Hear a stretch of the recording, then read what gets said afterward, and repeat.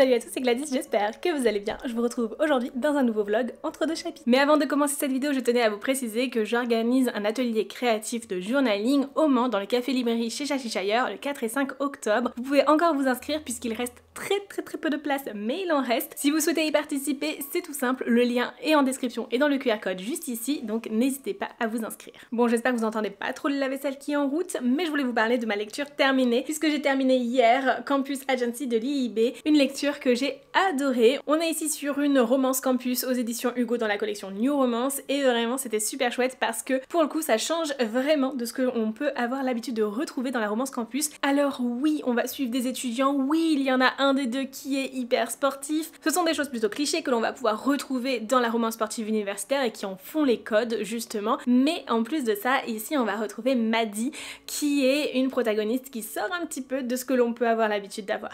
Ici, Maddie, en fait, elle a des dons pour lire les gens, pour comprendre leur micro-expression. C'est clairement The Mentalist version jeune adulte et femme. Et en fait, avec ses copines, elles ont lancé ce qu'on appelle l'agence, qui est une entreprise en fait qui va aider à résoudre certains mystères, certaines situations particulières que certaines personnes peuvent vivre sur le campus. Bref, elles font ça un petit peu dans l'ombre, mais surtout, eh bien, elles aident énormément de personnes sur le campus grâce à ça. En plus de ça, Maddie est passionnée de psychologie et il s'avère que cette année sur le campus, il y a un nouveau prof qui vient pour donner un cours et c'est clairement une personne qu'elle adule en fait, dont elle a suivi finalement toutes les recherches, etc. Elle veut absolument participer à ce cours, sauf qu'au moment de s'y inscrire, eh bien, elle s'y est prise un peu trop tard. Il ne reste plus qu'une seule place pour y aller et en fait cette place lui passe sous le nez puisque Cameron va la prendre au dernier moment comme roue de secours pour essayer de faire remonter sa moyenne alors qu'en fait tout se passe pas comme prévu. Cameron est clairement sur la sellette puisque on est ici sur un joueur de football américain qui est hyper doué dans son milieu, c'est même le capitaine de son équipe, etc.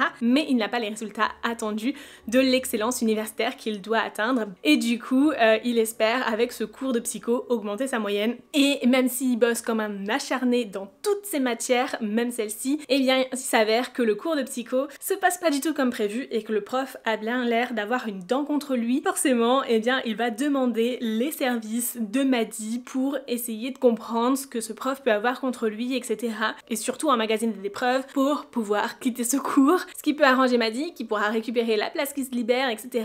Bref, ils font leur petit arrangement et c'est ainsi qu'ils vont se rapprocher, apprendre à se connaître et tout ça. Et franchement, je trouve que le contexte change vraiment des romances universitaires que l'on peut retrouver et au-delà du développement des sentiments des personnages, on a une enquête qui est vraiment présente dans l'histoire et qui est approfondie et surtout il y avait des petites touches d'humour et en même temps de légèreté et puis des choses un peu plus profondes surtout autour de l'histoire de Maddie, de sa vie familiale et en particulier du passé de sa sœur, toute une question de culpabilité aussi que les personnages peuvent ressentir. Franchement c'est super intéressant en fait de traiter tous ces sujets là. Bref, j'ai adoré, j'ai passé un super moment de lecture et du coup je voulais forcément vous en parler. Et d'ailleurs si ça vous intéresse, il existe aussi en format audio et vous allez pouvoir le retrouver sur toutes les plateformes d'écoute.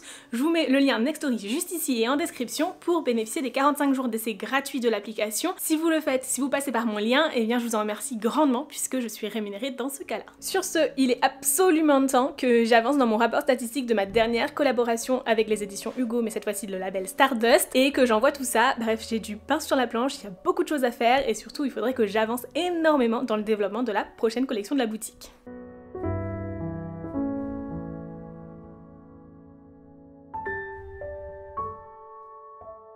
J'étais en train d'analyser les stats de mes deux contenus que j'ai fait du coup pour les éditions Hugo Stardust autour de l'ombre de la couronne, donc vous avez le vlog juste ici et le book trailer également sur Insta et vraiment merci mille fois. Et du coup au-delà des stats en elles-mêmes, des contenus qui ont vraiment bien marché, ce que je regarde surtout c'est la comparaison par rapport aux autres contenus que j'ai pu proposer dernièrement et voir qu'est-ce qui vous plaît plus, pourquoi ça vous plaît, comment sont vos commentaires, etc.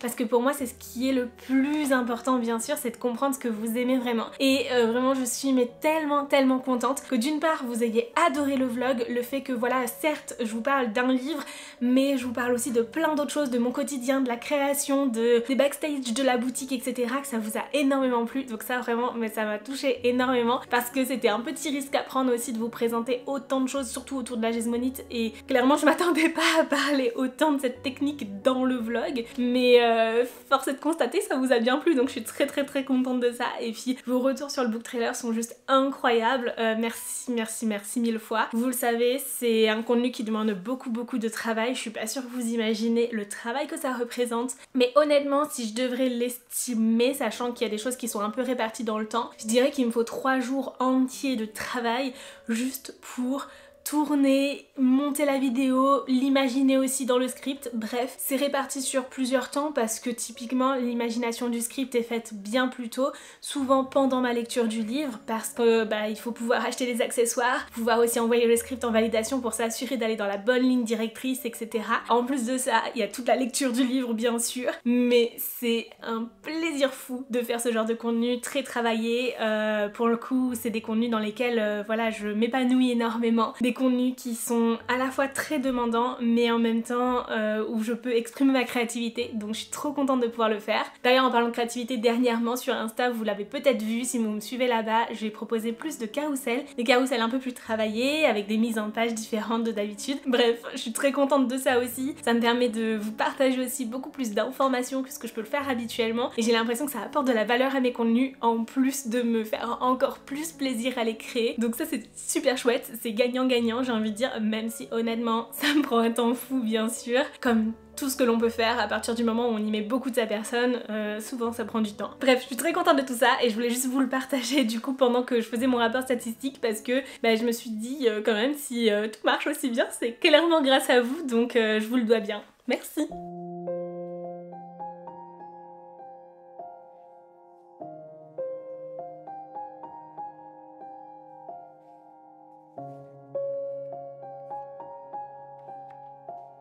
Dans le vlog précédent, je vous avais dit que j'étais en train de travailler sur des contenants en Gizmonite et du coup j'ai fait tous les premiers tests du coulage de Gizmonite avec vous. Entre temps, j'ai quand même beaucoup travaillé là-dessus puisque j'ai pu déjà choisir les moules exacts que je voulais proposer dans cette collection. J'ai également déterminé la couleur que je voulais donner donc en pigmentation de Gizmonite et j'ai également fait des tests de combustion pour voir en fait comment le ratio cire contenant mèche se comportait dans différentes conditions, enfin du coup avec différentes tailles de mèches et déterminer quelle était la meilleure taille et la meilleure quantité de mèches à mettre dans chacun des contenants pour avoir les meilleures bougies possibles. Et j'ai également avancé sur une autre étape puisque je veux vraiment que ce soit des bougies décoratives alors que vous allez pouvoir allumer si vous le souhaitez mais qui puissent aussi être de jolis ornements que vous pouvez avoir dans votre décoration pour l'automne. Et du coup j'ai également commencé à mouler des éléments en cire pour mettre sur le dessus de la bougie en décoration. Alors j'ai hâte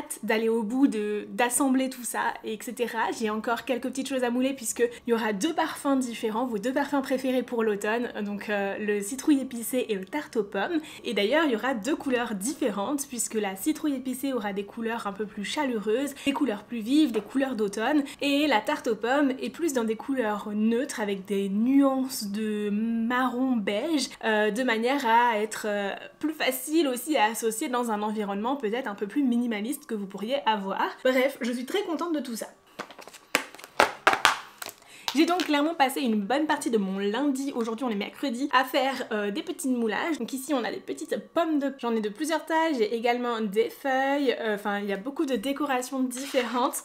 Et ça c'est franchement très chouette, je suis très contente de ces moules là. Alors ça me prend un temps fou parce que j'ai pas acheté beaucoup de moules vu que je savais pas exactement comment ça allait rendre et si ça allait bien me plaire. Donc à chaque fois il faut que j'attende que ça fige pour démouler, pour refaire une coulée. Donc c'est un petit peu long mais bon je peux faire d'autres choses en attendant donc ça va. Et j'ai également fait des citrouilles. Et donc j'ai plusieurs tailles de citrouilles, celle-ci c'est la taille moyenne. La plus petite est comme ceci. Et j'en ai même une très grande, trop grande pour être utilisée en décoration, mais du coup j'ai fait un petit test pour en faire une bougie individuelle. J'avoue je suis pas hyper fan et surtout j'ai passé ma mèche après coup dedans et lorsque j'ai voulu percer la cire pour y placer ma mèche, et bien j'avoue que c'était le lendemain, elle avait déjà bien figé et du coup elle s'est divisée en 2. Donc c'est juste un prototype, c'est pas parfait, voilà, clairement pas. Mais éventuellement si j'ai le temps ça pourrait être des petites bougies individuelles qui ne sont pas dans des contenants du coup, mais je pense pas qu'il y en aurait beaucoup sur la boutique. Bref, je suis très contente de tout ça. Le seul truc c'est que je trouve que les citrouilles, même en plus petite taille possible, et bien elles sont un petit peu trop grandes pour être utilisées en décoration dans certains des contenants et je trouve que voilà, ça donne pas le résultat que je voudrais, le résultat que j'attendais. Je voudrais pouvoir mettre vraiment plein de petites citrouilles pour faire vraiment un pumpkin patch au-dessus de la bougie et du coup c'est pas exactement ce que j'avais en tête. Et le problème problème, c'est que je n'ai pas trouvé de moule qui était suffisamment petit. Et du coup, je me suis dit, bah on n'est jamais mieux servi que par soi-même, je vais tenter de faire mon moule moi-même. Voilà. Du coup, j'ai acheté un paquet de 30 citrouilles décoratives.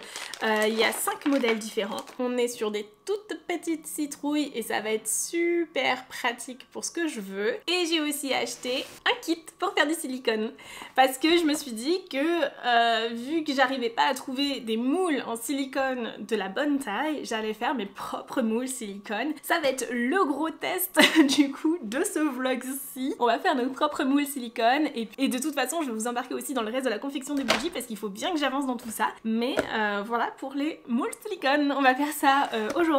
Si vous n'avez jamais fait de silicone, et bien écoutez, c'est un petit peu comme la résine.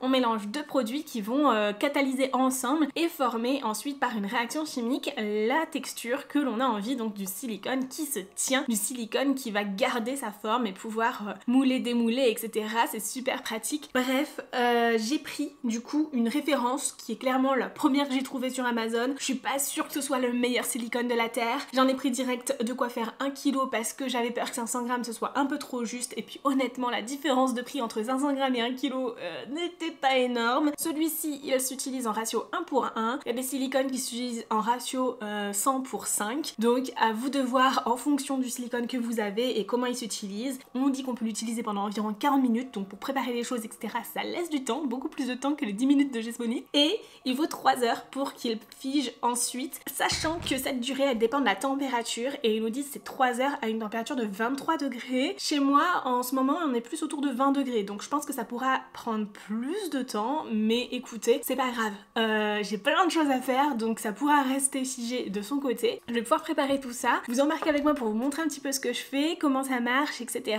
J'avoue que si ça marche bien, je vais pouvoir aussi peut-être mouler certains éléments moi-même, que je pourrais faire éventuellement en pâte Fimo ou quelque chose comme ça, et avoir des décorations sur mes bougies qui soient complètement uniques, faites de mes mains et reproduites ensuite, et vraiment ce serait juste incroyable. Je trouve que c'est une énorme valeur ajoutée aux bougies de pouvoir avoir ses propres moulures finalement et ne pas utiliser des moules de silicone qui existent déjà dans le commerce, parce que bah mine de rien, si on cherche un petit peu, je pense que tous les artisans ceriers ou presque les ont utilisés à un moment donné. Du coup c'est quelque chose qui rend aussi le produit complètement unique, et sachant aussi que les moules de silicone peuvent être utilisés pour la Gesmonite, donc au-delà de mouler des petits empiècements pour mettre des décorations en cire sur mes bougies, ça pourrait être aussi utilisé pour mouler des contenants dans lesquels je pourrais faire couler de la Gesmonite par exemple. Donc vraiment un très bon investissement je pense, en tout cas je croise les doigts, j'ai hâte de tester. Je vous en reparle bien sûr, mais avant ça, il faut que j'aille déposer quelques commandes.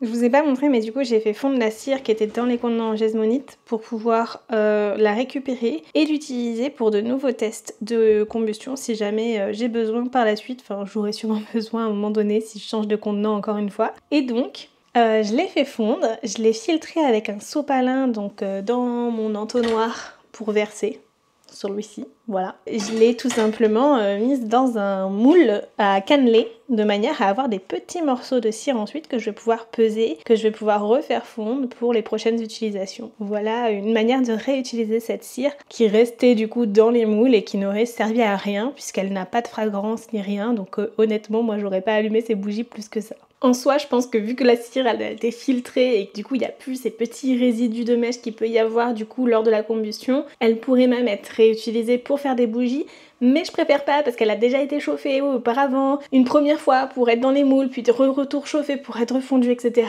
Du coup ça peut altérer sa qualité et je préfère pas l'utiliser pour vos bougies, donc celles que je commercialise, mais au moins je peux la réutiliser pour d'autres projets, pour des choses plus perso ou pour des tests de cire, et c'est déjà ça. Ça permet d'éviter de gaspiller parce que mine de rien, sinon ça fait un petit budget de choses que l'on perd juste dans des tests, et notamment les mèches, vu que j'ai testé plusieurs tailles de mèches, c'est aussi quelque chose que j'ai pu perdre au fur et à mesure de mes tests, mais c'est pas grave parce que j'ai aussi une autre solution pour éviter de gaspiller mes mèches dans ces moules là qui ne sont pas très hauts. Je vais vous montrer tout ça bien sûr. Heureusement que je vous ai dit que je devais aller expédier mes colis, hein, parce que là je suis en train de prendre du retard, mais je voulais vous montrer ce que j'ai fait du coup.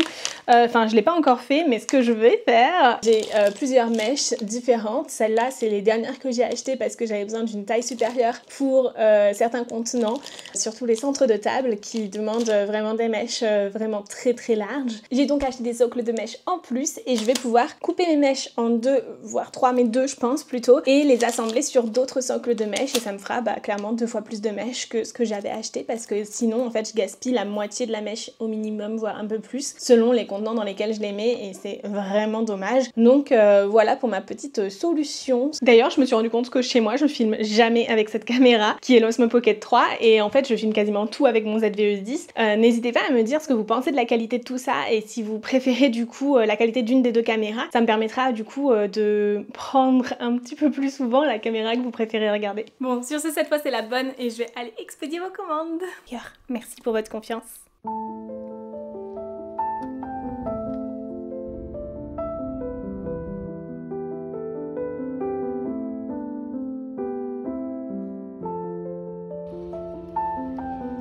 Hola, me revoilà dans ma cuisine pour tester le silicone. Du coup j'ai préparé plusieurs choses sur mon plan de travail. J'ai de la pâte à fixe pour fixer les petites citrouilles au fond du moule. En fait je vais tout simplement utiliser un plat Pyrex, ça va être pratique je pense. Je vais pouvoir les répartir dedans et ça me permettra d'avoir un moule rectangulaire ensuite plutôt pratique à utiliser. C'est vrai que l'intérêt pour moi ici c'est d'avoir un seul et unique moule avec toutes mes empreintes de citrouille, ce qui serait beaucoup plus simple. Bien évidemment j'ai prévu de quoi me protéger les mains parce que j'imagine même pas à quel point ça peut coller sur les doigts. J'ai quelques spatules qui servent qu'à ça et des contenants aussi. J'avoue que de ce que j'ai pu voir il est bien de bien mélanger le silicone et pour ça il est recommandé de verser une première fois le mélange dans un contenant, de bien le mélanger puis de transvaser dans un autre pour ensuite bien mélanger et s'assurer que le silicone qui était en contact avec les parois, en tout cas l'un des produits, le premier qu'on va mettre probablement, qui est plus en contact avec les parois, soit bien mélangé, que bref, tout soit hyper homogène. C'est déconseillé d'utiliser un fouet parce que ça peut générer plus de bulles d'air et forcément s'il y a des bulles d'air notamment en contact avec les décors que l'on veut mouler, on va manquer de précision. Voilà, on aura une bulle d'air moulée, super. Et bien évidemment il faut une balance relativement précise, celle-ci elle est précise au gramme près mais j'ai aussi une balance de haute précision. Je pense pas en avoir besoin dans ce cas-là, par contre si vous avez un silicone en ratio 100/5, dans ce cas-là vous en aurez besoin d'un pour le catalyseur. C'est vrai qu'avec celui que j'ai pris, puisque c'est 1/1, ce sera des choses que je pourrais peser sur cette balance sans souci. Bref, voilà pour le matériel, on va y aller et vraiment j'ai trop hâte de voir le résultat.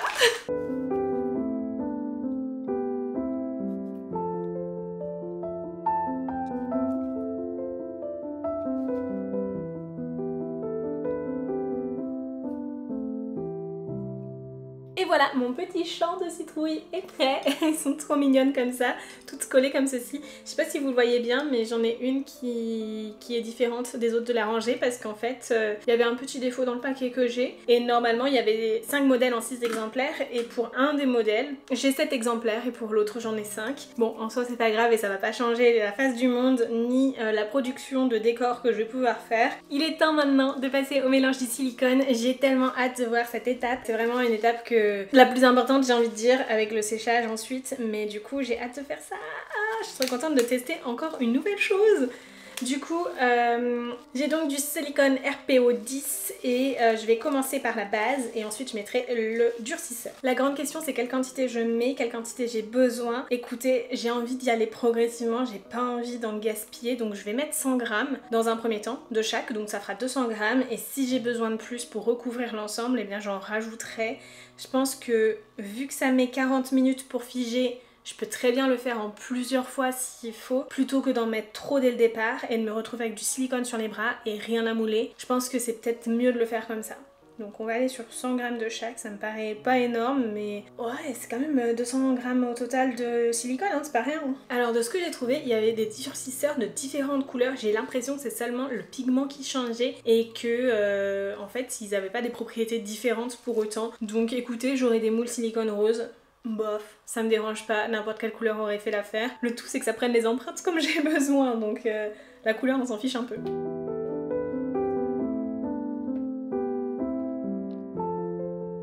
Écoutez, voilà ce que ça donne avec 100 grammes de chaque, 200 grammes de mélange. C'est clairement pas assez, je pense que je vais doubler les quantités exactement parce qu'il y a certaines citrouilles qui sont plus hautes que d'autres et j'ai envie qu'elles soient bien recouvertes quand même. C'est trop trompeur, il me faut encore du mélange parce que les grandes citrouilles là, eh ben on voit encore leurs tiges qui sont pas tout à fait recouvertes. Dis donc, Je m'attendais pas à devoir rajouter autant. C'est pas grave, c'est pas grave.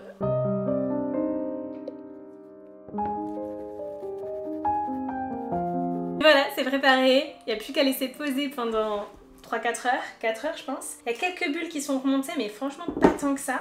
J'en ai vu remonter au fur et à mesure que je rajoutais les couches suivantes. Donc écoutez, on verra bien. Après j'ai quand même bien tapoté aussi pour essayer de faire remonter le plus de bulles possible. Je m'attendais juste pas à devoir utiliser 500 grammes de mélange au final. Ce qui représente clairement la moitié de ce que j'ai acheté. Donc j'ai bien fait de prendre ce format là parce que si j'avais pris le format juste en dessous, bah, j'aurais juste eu la quantité tout pile qu'il me fallait et peut-être pas assez, enfin dans le sens où on sait jamais exactement ce qu'on peut prévoir. Donc pas mal d'avoir de la marge. Du côté des ustensiles, si vous avez jamais fait de silicone, de ce que j'ai compris, le plus simple en fait c'est de laisser le silicone figé dans les ustensiles et ensuite de le décoller tout simplement. Ça fait une pellicule qu'on peut décoller et surtout ne le jetez pas parce que dans certains cas vous aurez des moules en fait qui seront toujours un petit peu trop grands par rapport à ce que vous voulez vraiment mouler et du coup vous allez pouvoir réutiliser des morceaux de silicone figés déjà préalablement pour combler des espaces vides dans vos moules et éviter du coup de gaspiller trop de silicone liquide que vous préparez sur le moment. Donc voilà ce que j'ai compris, je vous partage mes infos comme ça, mais honnêtement je suis loin d'être experte parce que c'est la première fois que je teste hein, bien sûr, mais écoutez, on va laisser ça figer, faire sa petite réaction chimique tranquillement. Ils disent 3-4 heures à 23 degrés, on va laisser ça toute l'après-midi et on verra ce soir. Je pense que c'est la meilleure solution. Et j'ai pas mal de petites choses à faire parce que on va faire de la gestmonite. Je vais faire des contenants en gestmonite aujourd'hui. Avant ça, je vais démouler du coup ma cire de soja de test parce qu'elle a bien figé. Là, je vais pouvoir la démouler tranquillement. Je vais avoir plein de cannelés de cire de soja, mais écoutez, c'est un moyen de la récupérer.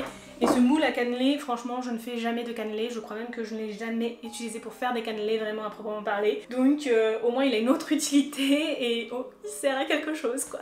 Honnêtement, je ne sais pas à quel point mon après-midi va vous intéresser. Ce que je vais faire, c'est que je vais travailler, filmer quelques petits trucs quand je travaille et écouter mon livre audio, puis je vous reparle de tout ça à la fin de la journée. Et je vous ai pas dit, mais hier soir en cuisinant, j'ai commencé un nouveau livre audio. Il s'agit de The Dare, donc le premier tome de Mechanism of the Earth de Alicia Garnier, un livre que j'attendais énormément pour cette année. Bon, j'ai écouté que 30 minutes pour le moment, donc je vous en reparle plus tard.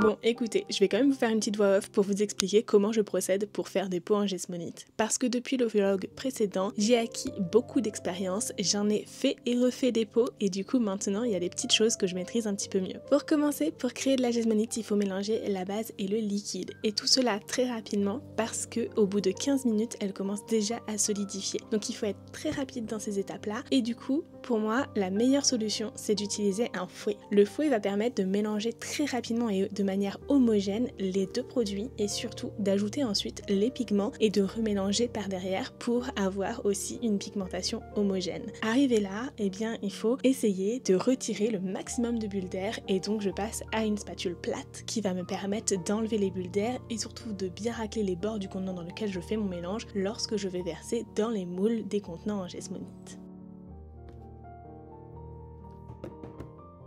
On arrive donc à cette étape cruciale de verser dans les moules. L'astuce est de verser en plusieurs fois pour permettre à la gestmonite de bien couler au fond du contenant et surtout de tapoter, n'ayez pas peur de trop tapoter. Utilisez même des cure-dents ou quel que soit l'objet pour essayer de faire en sorte de retirer le maximum de bulles d'air parce que s'il y en a, forcément elles se verront sur l'objet fini. C'est vraiment une étape indispensable et en même temps, encore une fois, il faut faire tout ça très rapidement parce que là, il ne reste plus beaucoup de temps pour travailler la gestmonite avant qu'elle ne commence à figer, à solidifier et donc il faut être extrêmement rapide. Puis tout simplement laisser poser pendant 20 minutes, une demi-heure avant de pouvoir démouler. Et quand on arrive là, ce n'est pas fini, loin de là. Il reste encore plein d'étapes, notamment poncer les pots, puisqu'il y a des aspérités sur l'une des faces, celle qui n'est pas en contact direct avec le silicone, donc il faut les poncer et surtout, ensuite, on va passer aux étapes suivantes, mais je vous explique tout ça dans la suite du vlog.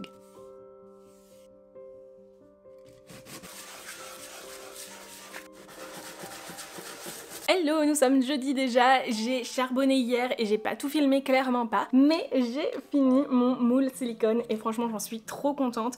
Bon, il est un petit peu électrostatique et du coup il prend toutes les petites poussières, les poils de chat, etc. Donc j'espère que ça ira, que ça se verra pas sur les citrouilles si jamais il y en a, parce que le problème c'est que dès que je le passe sous l'eau, il faut que je le fasse bien sécher ensuite pour pouvoir l'utiliser. Mais vraiment, j'en suis super contente, vraiment, on dirait pas comme ça, mais il y a bien la forme de chaque petite citrouille dedans. Ça rend trop bien. Je suis trop contente. C'était hyper facile à faire. Plutôt rapide en soi puisqu'on le laisse poser dans un coin et attendre qu'il solidifie. Donc en soi ça demande pas énormément de temps et vraiment ça a débloqué un truc. Je vais faire plein de moulages différents par la suite, c'est sûr et certain. J'ai aussi énormément avancé puisque j'ai créé l'ensemble des pots Gesmonite que j'avais besoin et il me reste encore plein d'étapes puisqu'il va falloir que je les scelle, etc. pour les protéger de la cire. Donc clairement on est loin d'avoir fini de ce côté-là, mais il est temps de mouler quelques éléments de cire, tester justement ce moule silicone.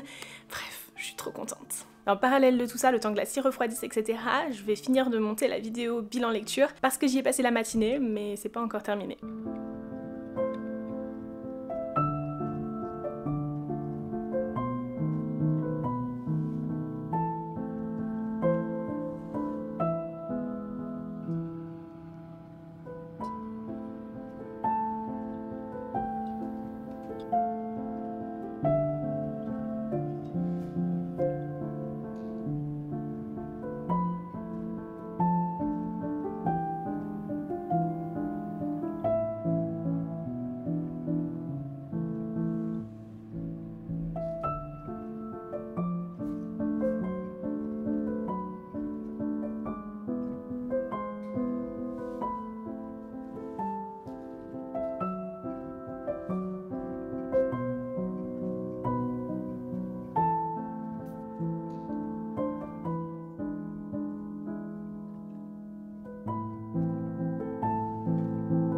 Pour pouvoir utiliser les pots en Gesmonite en tant que contenant de cire, il faut plusieurs choses et notamment les traiter. C'est hyper important parce que c'est une étape qui permet de les protéger à la fois de l'eau et de la matière grasse qui est la cire. Alors ça se fait en deux temps. Dans un premier temps, il faut mettre une matière grasse justement pour traiter la Gesmonite contre l'eau. Quand on applique ça, ça va rentrer dans la Gesmonite et ça va la foncir légèrement. Et du coup, c'est important de l'appliquer sur l'entièreté du pot pour qu'il ait une couleur homogène. Après, ça reste quand même des pièces artisanales, donc c'est normal qu'elles aient des petits défauts, que ce soit des formes qui soient pas parfaitement rondes, des couleurs légèrement différentes ou encore des petites aspérités dues aux bulles d'air lors du moulage. Bref, il y a plein de petites choses comme ça à prendre en compte. J'applique vraiment bien de l'huile de manière plutôt généreuse, puis j'essuie l'excédent avec un chiffon microfibre et ensuite je retire l'huile. Oui, ça paraît complètement contre-intuitif, mais c'est une étape extrêmement importante puisque je vais appliquer un vernis de manière à ce que la cire ne passe pas à travers la Gesmonite. Alors, je vous rassure tout de suite, lorsque vous allez fondre la bougie, la cire ne va pas passer complètement à travers, ça ne va pas couler sur votre table ou votre plan de travail ou le meuble sur lequel vous l'aurez posé, loin de là, mais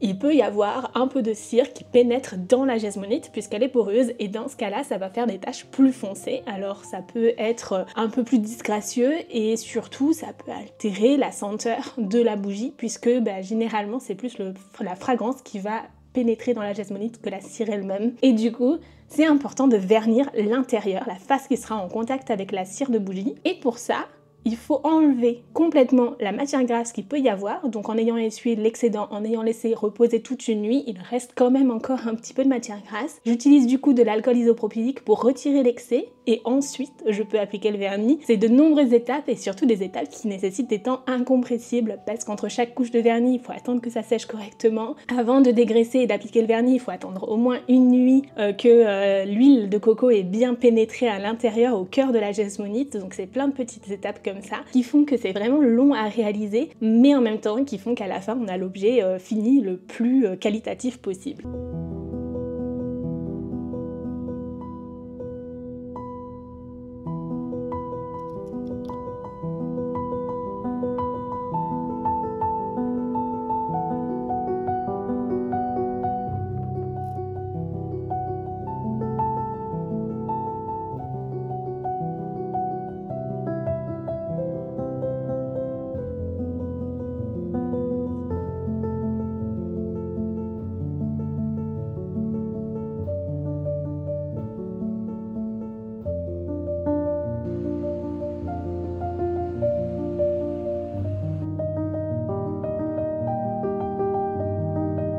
là, ces derniers jours, j'ai passé énormément de temps à bosser sur les bougies. J'avoue que j'ai pas tout filmé parce qu'au bout d'un moment, c'était plus compliqué qu'autre chose et j'ai envie d'aller au bout de ce projet. Donc j'ai pas pris le temps de filmer le moindre détail, de la moindre action, de ce que je peux faire et de toute façon, j'ai envie de dire, j'y ai passé tellement d'heures que ce vlog serait infiniment long si je vous montrais le moindre détail de chaque chose. Mais sachez que ça avance super bien, que je suis trop contente de la direction que ça prend et c'est exactement comme je l'imaginais, donc vraiment ça va être incroyable. Et surtout, j'ai dévoré des livres audio pendant ce temps-là, donc il est temps que je vous fasse un petit point lecture. Je vous avais dit que j'avais commencé The Dare de Alicia Garnier, donc le premier tome de Mechanism of the Earth, donc aux éditions Hugo dans la collection New Romance, et que j'écoute en livre audio édité également par les éditions Hugo. Et vraiment, mais il est trop chouette, j'adore cette lecture. On est sur un Friends to Lovers qui est vraiment slow burn, avec une question un peu de seconde chance. En gros, ils s'aimaient aussi par le passé, mais jamais vraiment au même moment, ou jamais dans des moments où c'était adéquat parce que l'un était en couple et puis en fait ils ont un peu tué leurs sentiments, etc.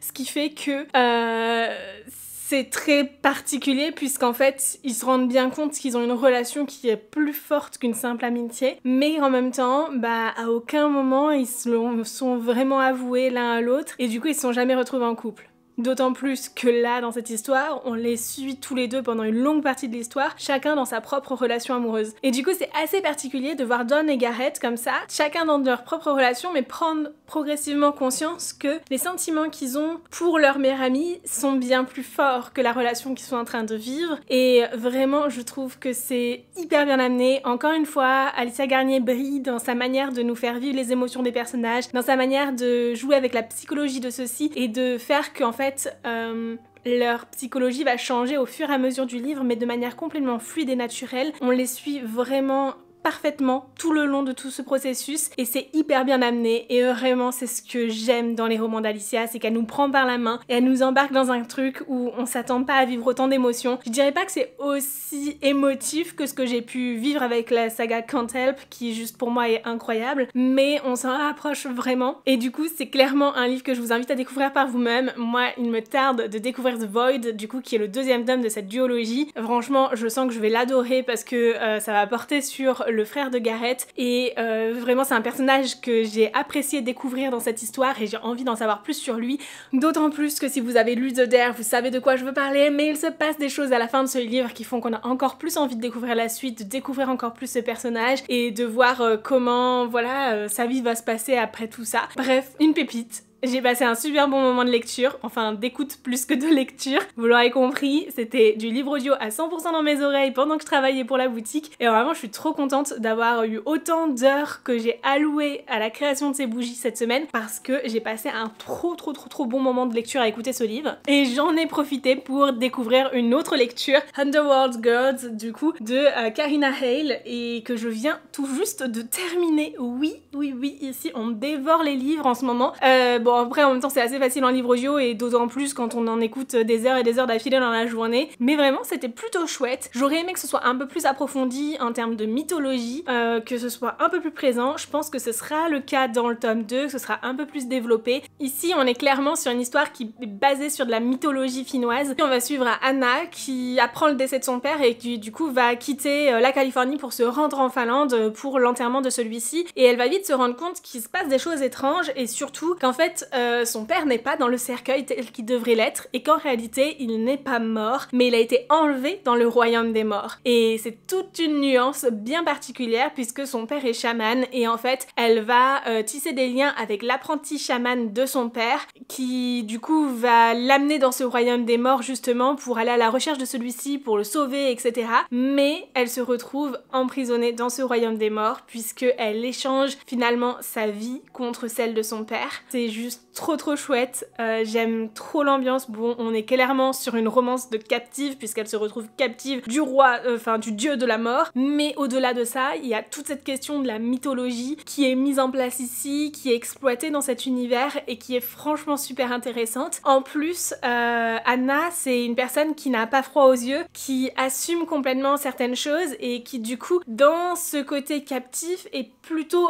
piquante et incisive, elle va pas forcément se laisser faire et elle va surtout essayer de se démarquer et de s'en sortir pour s'échapper de sa condition et ensuite rejoindre son père. En tout cas c'est son objectif, mais c'est pas tellement comme ça que les choses vont se passer et franchement j'ai trouvé ça super intéressant. Bon, ça reste quand même un roman explicite qui est pour un public adulte et clairement qui n'est pas à mettre entre les mains de tous, mais vraiment je trouve qu'il y a des bonnes choses et en même temps il y a des choses qui vont beaucoup trop vite, qui auraient pu être bien plus approfondies, donc j'ai hâte de découvrir le tome 2 pour pouvoir justement en savoir plus sur Hana, sur son passé, parce qu'on comprend bien qu'il y a des choses par rapport à ses origines qui sont pas claires et je pense qu'on aura nos réponses dans le tome 2 et surtout découvrir encore plus de choses de cet underworld qui est du coup le monde souterrain et les différentes divinités qu'il y a là-bas, comment elles interagissent entre elles, etc. Et vraiment, le côté chamanique est super intéressant, mais encore une fois, j'aurais aimé que ce soit un peu plus approfondi, j'ai l'impression qu'on reste un peu trop en surface de comment ça peut fonctionner, et j'aurais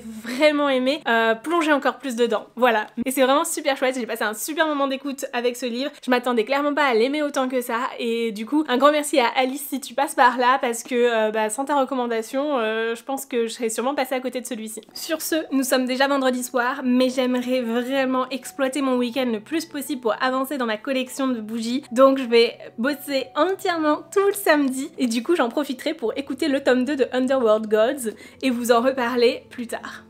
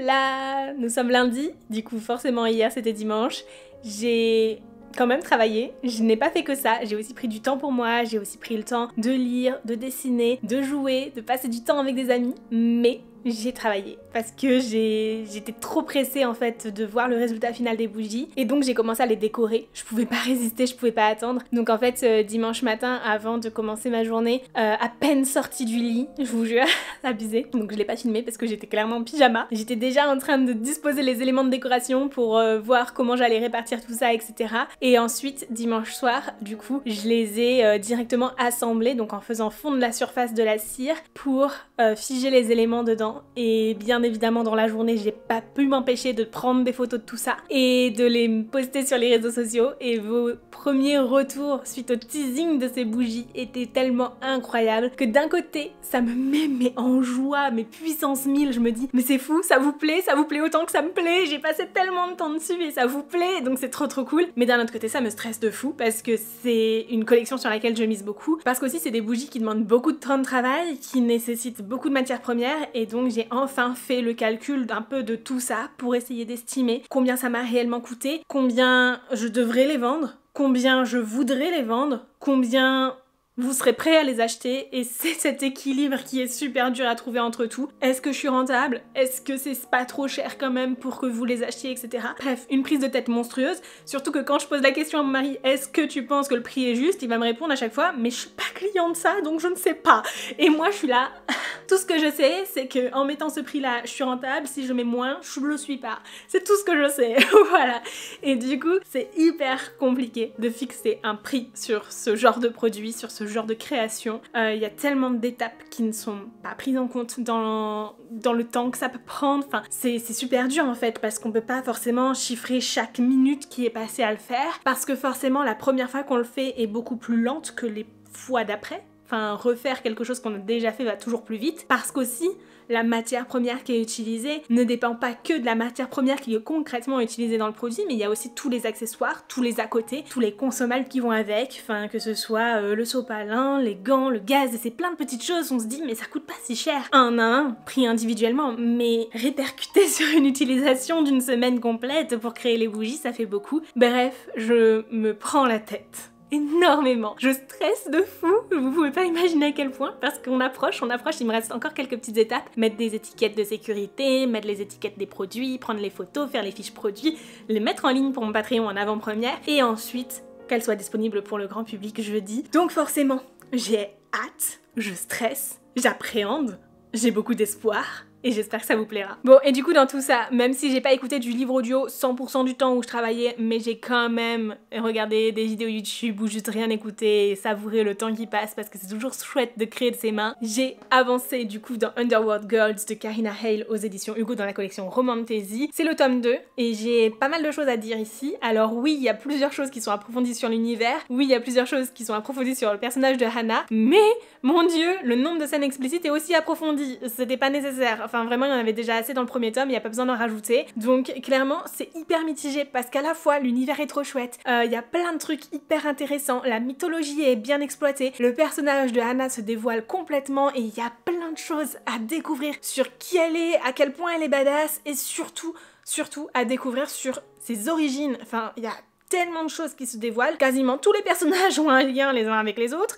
mais on se passerait bien de ce nombre de scènes qui est presque indécent. Mais clairement, on nous a pas menti avec ce 3 silhouettes parce que il y a beaucoup de passages explicites et clairement je le mettrai pas entre les mains de tout le monde. Je sais même pas si vous recommanderez de le découvrir parce que je pense qu'il y a des romantaisies qui sont plus équilibrés que ça et qui sont peut-être plus sympas à lire, mais en même temps c'est vrai que ce côté divinité, surtout inspiré de la mythologie finnoise, et bah c'est pas quelque chose de très commun, c'est pas quelque chose que l'on retrouve tous les 4 matins. Donc si c'est vraiment quelque chose qui vous inspire, qui vous guide, qui vous donne envie de découvrir l'univers, allez-y, mais honnêtement je pense qu'il y a des romantaisies qui vous plairont peut-être plus, qui seront peut-être plus développées encore sur l'univers, sur les personnages en eux-mêmes, sur les enjeux qu'il y a, parce qu'on est clairement au bord d'une guerre ici, mais j'ai l'impression que ça vient pas, j'ai l'impression que c'est lent, que oui, les personnages prennent le temps de se préparer à tout ça, certes, on sait qu'il y a cette ambiance de guerre qui va régner surtout, mais le soulèvement n'arrive pas, et ça c'est un petit peu dommage. Bon, allez, je m'avance un peu, je suis pas à la fin du livre, et surtout, il va y avoir un tome suivant, si j'ai bien compris, donc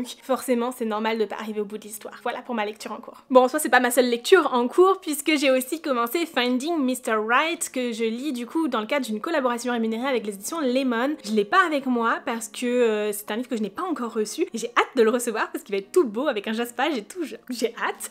Mais vraiment c'est une histoire qui est plutôt chouette. Dans cette histoire, on va suivre Daphne McFadden qui a écrit un roman qui voit enfin le jour et au moment où du coup elle vend ses droits à une maison d'édition, eh bien elle se dit pour mettre enfin toutes les chances de son côté d'être publiée, elle va décider de le publier sous un nom d'auteur masculin et de ne surtout pas parler de la touche de romance qu'il y a dedans. Donc on est clairement sur un roman qui remet en question l'élitisme littéraire, hein, voilà, mais surtout Daphne va signer avec son éditeur sous un nom d'homme, Zane Remington, mais en fait elle se rend pas compte qu'elle s'embourbe dans quelque chose qui va lui causer énormément de problèmes parce que forcément c'est une femme, donc elle ne va pas pouvoir faire tout ce qui est séance de dédicace, la promotion de son livre comme il le faut, avoir sa propre photo sur le livre, etc. Et c'est un livre qui est vendu extrêmement cher, sur lequel la maison d'édition mise énormément. Bref, elle va faire appel à quelqu'un pour se faire passer pour l'auteur de son livre. Et c'est là qu'on a Chris qui rentre en jeu et franchement c'est trop chouette. J'en suis encore au début, j'ai hâte d'avancer pour vous en parler plus bien sûr. Je vous partagerai mon avis sur Instagram, c'est sûr et certain puisque je vais faire un post Je vous partagerai mon avis lecture sur Instagram, c'est sûr et certain puisque je vais faire un post avec la maison d'édition et je vous en parlerai bien sûr dans mon prochain bilan lecture si ce n'est pas dans le prochain vlog. Bref, c'est hyper chouette, on a des personnages hauts en couleur, une alchimie qui se tisse entre eux, un côté un peu jeu avec des pics, etc. Et puis, enfin... En fait, Chris se donne à fond pour interpréter le personnage de Zane, du coup, mais en réalité, bah, il mise un petit peu à côté de ce que Daphne voudrait, et bref, c'est trop drôle et je passe un super bon moment de lecture. Sur ce, c'est déjà la fin de la journée, je vous retrouverai plus tard, probablement pour clôturer ce vlog, mais en tout cas, merci beaucoup de l'avoir suivi jusqu'ici.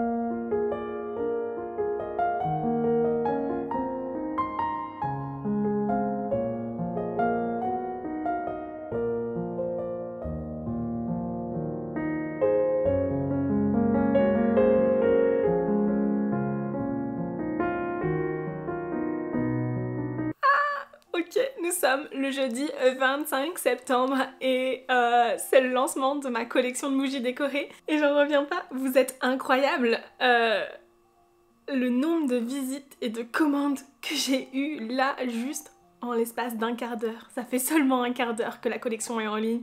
Vous êtes fous. Vous êtes complètement fous.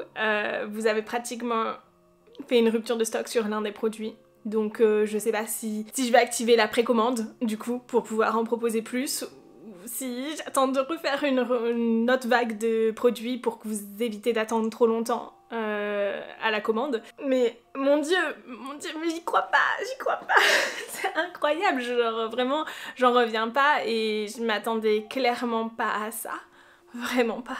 Oh là, il est temps pour moi de conclure ce vlog. Vraiment, merci infiniment du fond du cœur. Vous avez été incroyables, je m'attendais pas du tout à recevoir autant de commandes de votre part. J'en reviens vraiment pas. Alors du coup, ce que j'ai fait, c'est que vu que j'ai été très rapidement en rupture de stock de produits, eh bien, je vous ai ouvert les précommandes et vous pouvez précommander les bougies qui vous intéressent. Et dans ce cas-là, il faudra compter une dizaine de jours pour que je crée la bougie, en plus des délais habituels de traitement de commande et d'expédition bien sûr. Donc forcément ça va prendre un petit peu de temps, je vais essayer d'aller au plus vite pour traiter toutes ces commandes, sachant qu'il y a l'atelier créatif qui arrive très bientôt, donc je vais être très occupée aussi. Beaucoup de choses, mais je suis tellement reconnaissante, j'ai hâte de voir ces bougies chez vous, j'ai hâte de vous voir les utiliser pour ceux qui oseront les allumer, parce que beaucoup m'ont dit que c'était des éléments décoratifs magnifiques, mais qu'ils n'osaient pas allumer de telles bougies. Bref, on verra bien qui osera ou qui n'osera pas. En attendant, moi je vous fais de très gros bisous, je vous souhaite bien évidemment de très belles lectures, de prendre soin de vous, et je vous dis à très bientôt dans une nouvelle vidéo. Ciao!